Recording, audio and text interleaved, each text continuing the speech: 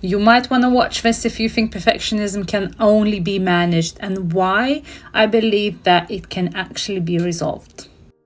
So let's unpack this. So the reason why you've not yet been able to resolve this is because, firstly, you have been just kind of circling on the surface of your problem. So perfectionism, anxiety, procrastination, it's still just the surface. And I recently spoke to someone and I've kind of explained what I meant about the surface level, right? So for example, imagine you've got you're experiencing this procrastination and inability to move on with your goals, right? So that's your like kind of very surface level, what you're experiencing, procrastination. Now, when does that procrastination occur? And that could be when you've got the overwhelm of emotions, anxiety, and stuff like that. So that's that like layer below the procrastination, right?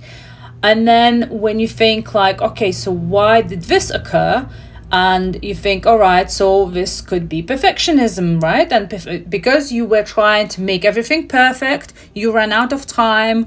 Now you've got this anxiety about the perfect goals, about you're overwhelmed, and you're kind of thinking, oh my God, like I've got so much to do and I don't know where to even start. And then you start procrastinating.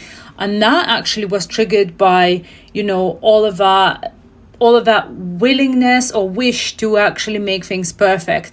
If you were just doing things to be good, really good, but not necessarily trying to perfect them, you would have done so many things by now. You would not be overwhelmed and anxious about things being perfect, right? So even these three layers, procrastination, overwhelm, and perfectionism, it's still the surface. So when we dig deeper, like within yourself, when you dig deeper, and this is what we do with my clients when I work one-on-one with them together, we dig to the point of your real issue, the real problem, what actually happens when you feel like this. We unpack the emotions, we unpack the subconscious programming, we unpack the behaviors, like everything.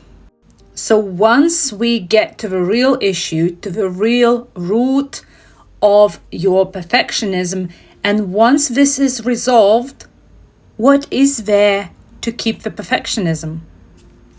Why would you want to keep it? And for example, if deep down your deep real issue is feeling not good enough, when you resolve it, why do you need this coping mechanism? You don't anymore. It's resolved. You don't need this anymore. So that's resolved.